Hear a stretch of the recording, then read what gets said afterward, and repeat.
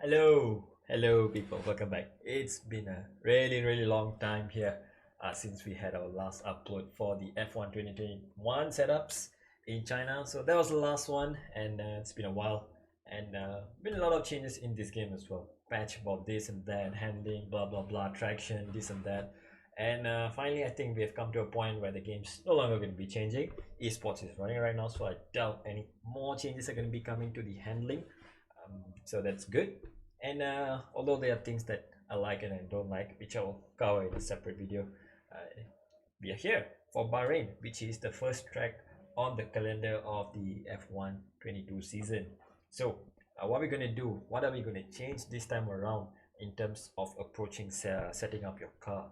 We're not going to be doing a time trial. Of course, once in a while, maybe if you want to get a good setup, you can always go to time trial, take the world record setup and whatnot, and try it out. So give yourself about 30 minutes to 1 hour. Use the same setup, drive around the setup. What I mean is, even if the setup is oversteering for you, just learn to control it little by little. So start slow, build up your pace, and then you'll get to a point where you're comfortable with the setup, and then start making adjustments one click at a time, for one element at a time.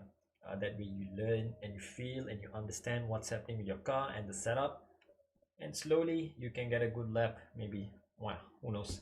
So we are here in Grand Prix mode because that's the closest thing you can get to a multiplayer lobby. If you're practicing for your league race, Grand Prix is a good way to test it out. If you have friends who are ready to practice with you, obviously it's better to jump into a multiplayer lobby immediately. The only benefit of running Grand Prix is you can always load a mid-session save like I've done, and then come back again after a few minutes, and then you can try again for your practice. So we are in short qualifying, realistic conditions here. So as you can see, Bahrain, it's dusk now, it's almost sunset, it's already sunset, I think. We are in the last 3 minutes of the session, so I'll run you through the lap and then we'll see how the setup also works. So yes, let's go on board. And I've set 2 laps before this on 2 different setups, just slightly different wings. Now I'm gonna try slightly lower downforce for this one, and see how it works, and just see how the car handling changes.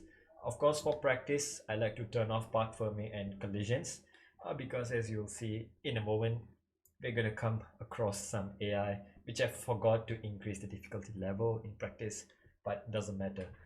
41 AI is pretty slow, we're gonna catch them quite quickly, but because we have turned off collisions, they're not gonna get in our way, we can just go through them. But remember, you will still feel the dirty air effect in the corners when you're following them, so take that cautiously. And let's go into the lap and see how this gets on. Always remember to warm up your tires, and let's go for a lap.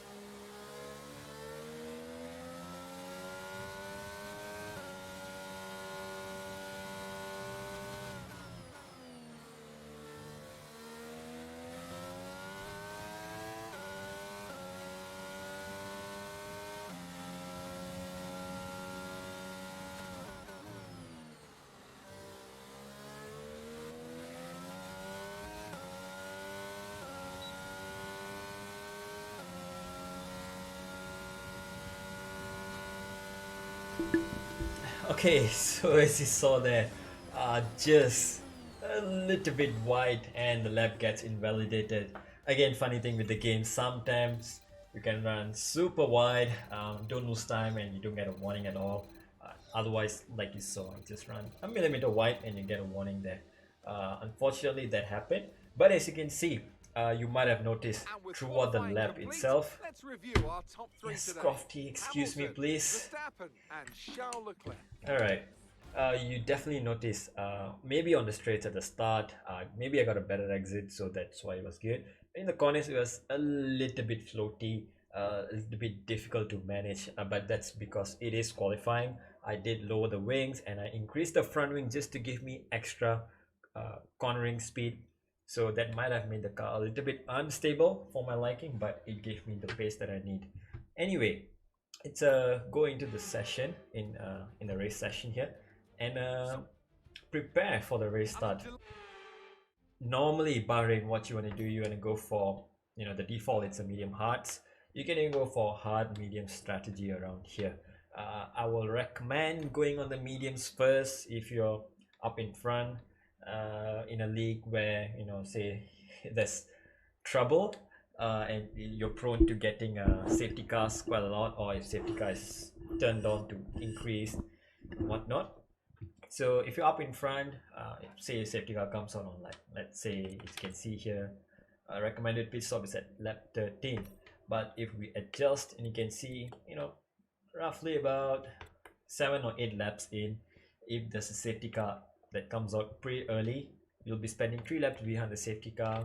You can easily do about 20 or so laps on the hard tires till the end. And say there's another late safety car in the end, you can always go for a set of softs. That's a good way to look at it. Soft tires, avoid it in the race because they are horrible at the start. Throughout the race, they're just horrible. They are very quick off the start, but they lose performance very quickly. So unless you're expecting a rainy start in the race, you maybe it's gonna rain in like 2 or 3 laps or so. Obviously, then your best choice is to go for the softs. Regardless, Bahrain is never gonna rain. If anything, it's no rain. So default strategy like this. Now setup. This is where it gets fun.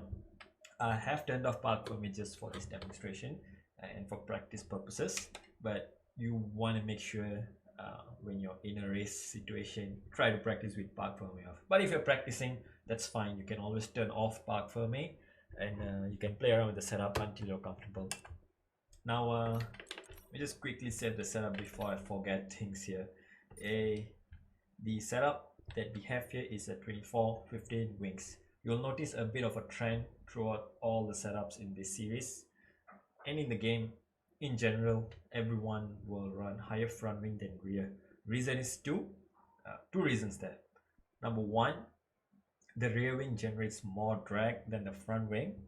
Number two, because of the fact of number one, and in the game that DRS is not as powerful as last year, slipstream is not as powerful as last year, you get a situation where running higher downforce will not really benefit you in terms of straight line speed and overtaking.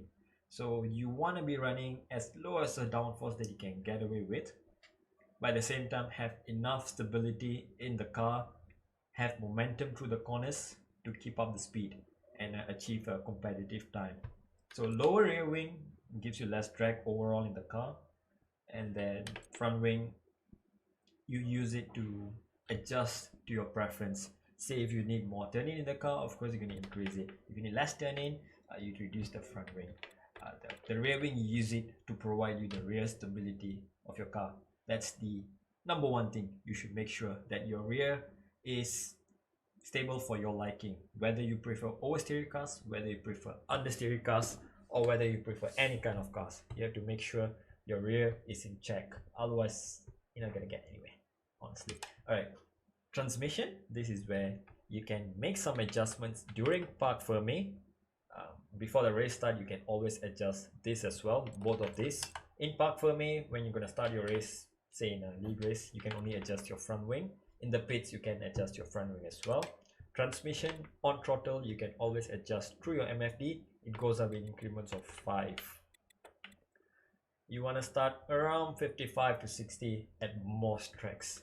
You can go higher if you want to. It's gonna give you slightly better traction out of slower corners, but it's gonna likely cause you to lose your car more easily. All right, when you go low on throttle, you don't necessarily lose time on exit because the cars are super heavy and the traction is very difficult to nail down, especially if you have no traction control. Off throttle, this is a tool very underrated, I will say. Normally in time trial or qualifying laps, you can get away with running 50 off throttle. What is this gonna do? It's gonna make your rear to be able to rotate more off throttle. So when you're braking and you're coasting, that means no throttle applied, no brakes applied. When you're coasting and when you're braking, either one, right? So when you're doing two of these, the car is going to rotate more, the rear is going to rotate more, turn more, gives you a bit more cornering performance. But if you overdo it, let's say under heavy braking, or while you're trail braking into medium speed, high speed corners, you are going to lose the rear end of your car. In the race, this is going to be horrible to race with.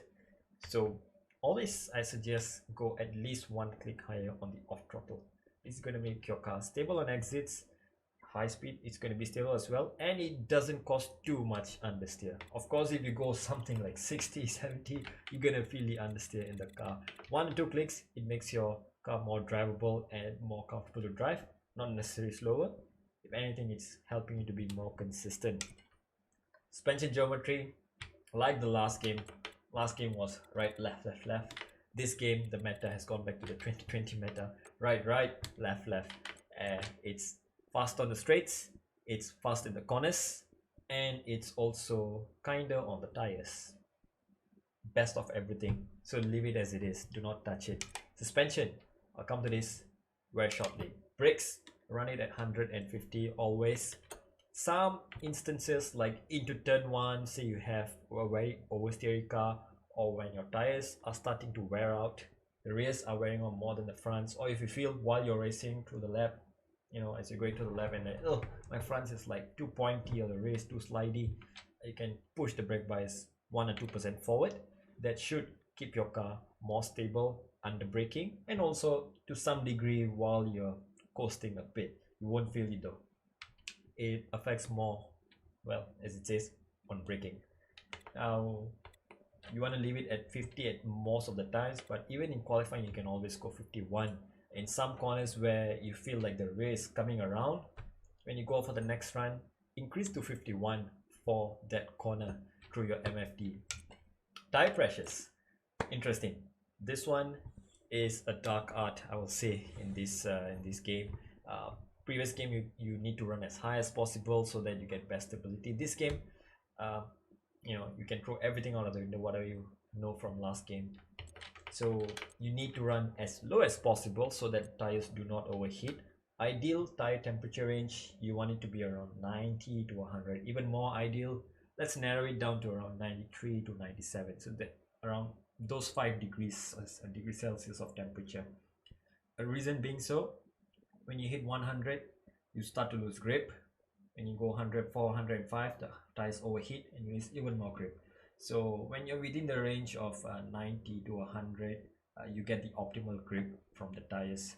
Now, the best way to set up your car is to make sure you hit about 95 degrees Celsius on the hard tires on full race fuel, which is what I'm going to show you in a while.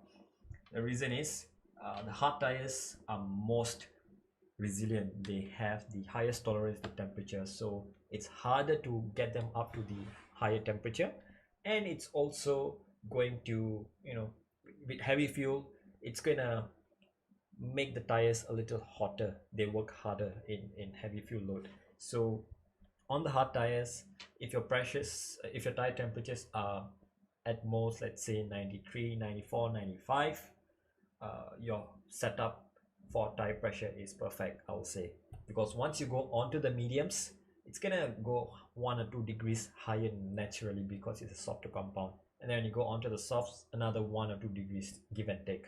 So give yourself a bit of practice, practice runs in qualifying as well. See which tire temperature range is good for you. Now the benefit of running higher pressure is, you're gonna get less tire wear on that part of that tire basically. So if you notice that on your setup your tires are not really getting too hot, you can afford to increase the pressure a bit, 1 or 2 clicks, so that you get slightly less tire wear and better response in high speed. Lower pressures are going to give you better response in slow speed and on acceleration. That's for the rear tires. Front tires also can affect your rear in a way. That's how the physics works. So lower pressures though, they will increase tire wear, but that's not your main concern. Aerodynamics also affect your tire wear. Not so much as suspension and everything else, but aero definitely does. Higher downforce looks after your tires better for long runs. Lower downforce, it's better on the straights. You regenerate more ERS. You're going to be slower in corners. So give and take, you have to adjust track per track. Rule of thumb I like to use is if you can regenerate about 5 to 10% ERS in clear air without using DRS, that is a good wing setup to use for the race. So somewhere like Bahrain, if you can save up to say 10% a lap, that's going to be very good, because we have 3, 4, 5, I think there's like 5 straights here, main straight, second straight, third, fourth, I don't know, 4 or 5 straights there, where you can use the battery to catch up to someone and perform an overtake. Again, battery is very powerful this year, so use it wisely. DRS is not so powerful, but it's still useful when you are behind someone. Follow the DRS, you can save more ERS.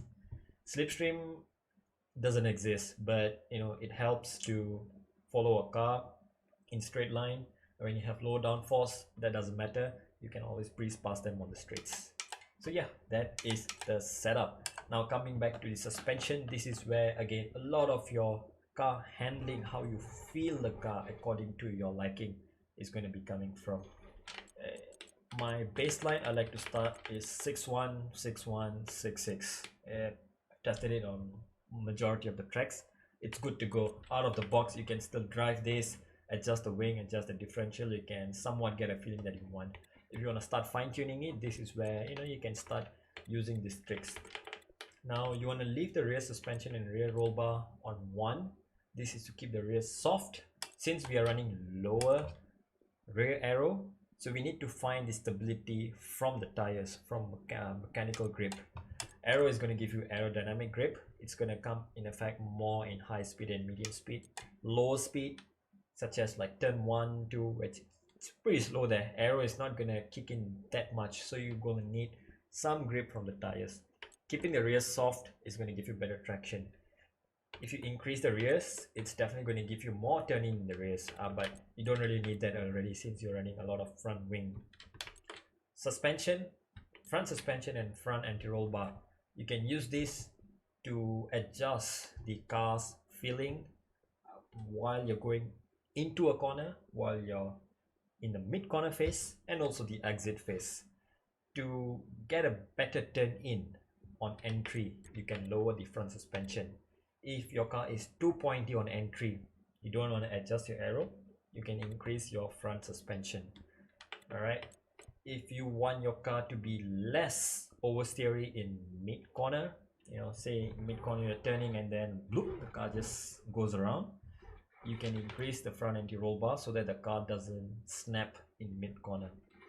If you want the car to turn more in mid corner, so you have to reduce the front anti-roll bar by 1 click. Always go 1 click at a time.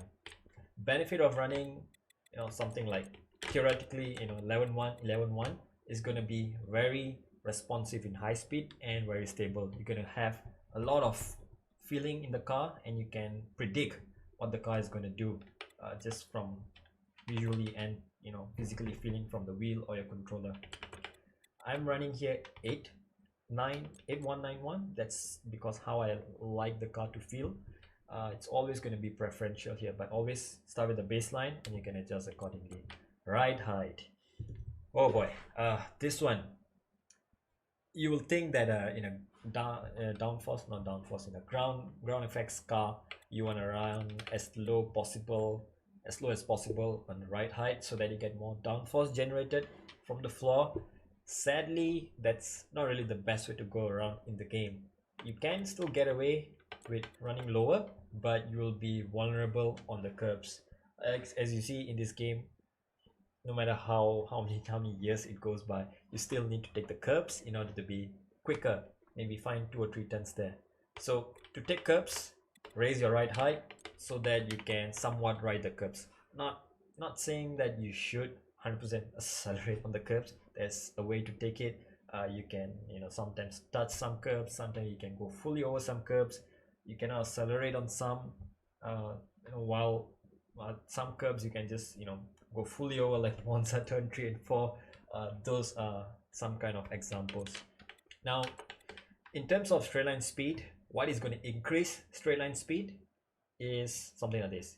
If you go higher on front ride height and or lower on the rear ride height, this is going to give you maximum straight line speed. Difference is probably only a tenth or two at most in extreme cases, but your car is going to be unstable on the rear here, so no point doing that. You want to run at least 6 on the rear ride height, maybe 7. If you have very high speed exits, you feel like your car is oversteering, or you lose the car on acceleration in high speed, you will need to increase your rear ride height so that the car is stable on exit. Front ride height, you can increase this if your car has a little bit of oversteeriness in the car. So let's say you wanna add 2 more wings for some reason. You want more cornering performance from the aerodynamics instead of suspension. That's going to create some amount of oversteer. You can use the front ride height to induce a bit of understeer into the car. That will make your car just balance as you want it.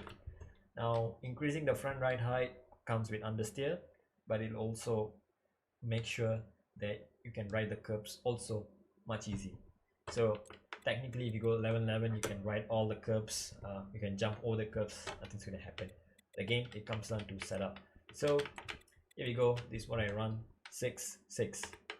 I'll try 7-7 maybe, and then maybe in 6 months time when we come back and revisit all the tracks and all the setups, then we will find out if something has changed from there.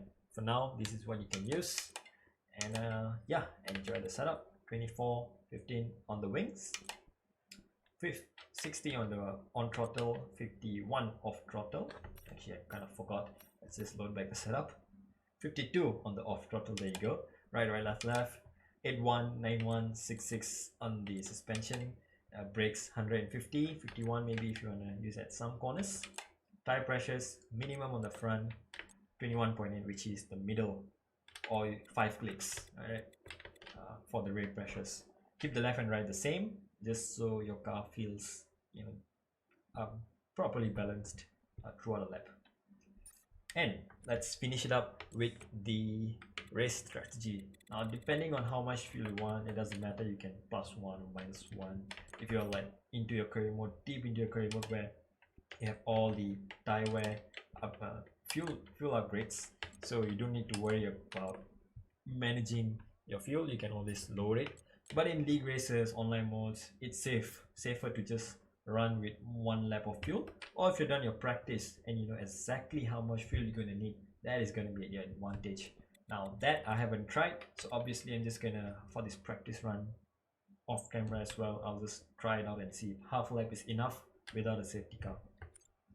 So on the start of the race, I like to increase the front wing just by 1 click. If in qualifying you feel your setup is just balanced, not oversteering, you can increase the front wing at the start of the race, and then when you stop for a pit stop, lower the front wing again.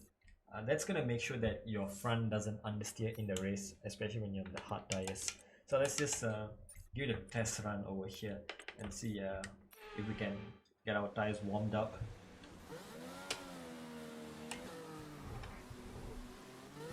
And some tips on the formation lap. So if you're in your AI races, it doesn't matter, you can go full speed, no problem with that.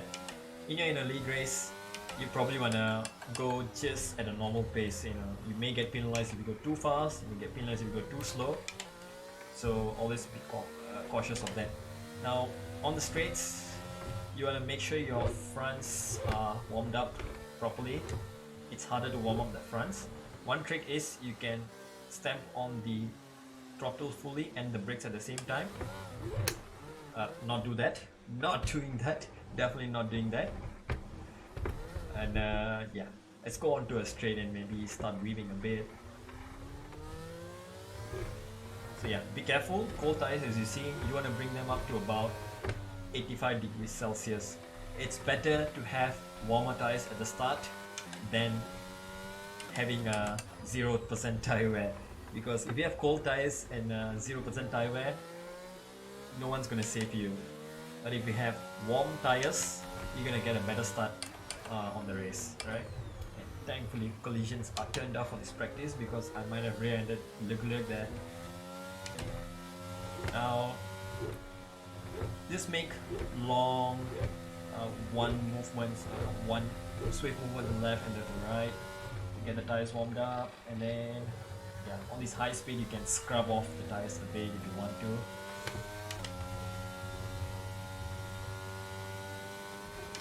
And also another tip, when it comes to downforce and tire warming up, higher downforce makes it easier to warm up your tires.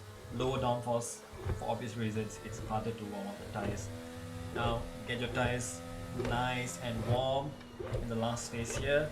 We are more than 10 cars behind Verstappen, but it doesn't matter, it's just a practice run here. And then we are just about 80-ish, it's okay.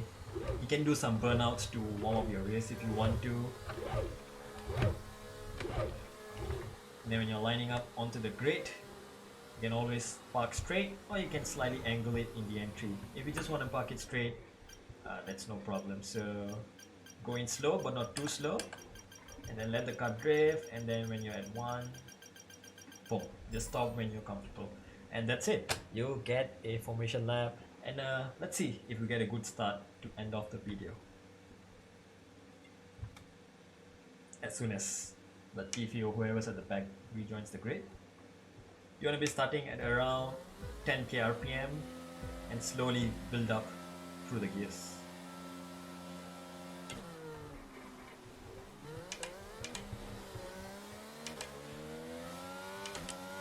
Horrible start considering we're on the hards, but Max is on soft test, so that makes sense. First lap, always be careful when you're racing. Colder tires, you may crash into someone. So now the reason why I've raised my front wing by 1 is so that corners like this where the car is heavier, the tire is slower, so you're not gonna get as much grip. With extra front wing, you can get away with that, and help you to manage your race much easier. So yeah, now I can feel the tires are warming up already. There's a bit of grip, and it's easier to turn the car in the direction I want it. So yeah, that's gonna be it. A Bahrain setup and whatever else kind of guide which may have been very spontaneous here, but it's all the things you need for a Bahrain league race setup, a preparation, and all that stuff. Now remember, if you have damage, make sure you turn the repair wing to yes. Sometimes that's a bug which prevents you from changing wing. And if you want to reduce your front wing in the pit stop, let's say I'm going onto the mediums and around lap 16, 17, make sure you reduce your front wing so that you get a bit more straight line speed, and it's naturally going to be pointier already. Enough of waffling, and I'll say that's a good one, a very, very long one for the first video. And thank you guys once again for the support that I've been getting for the past year during the game, and moving into this year, let's hope for less bugs in the game, and I will see you for the next one in Jeddah. Ciao.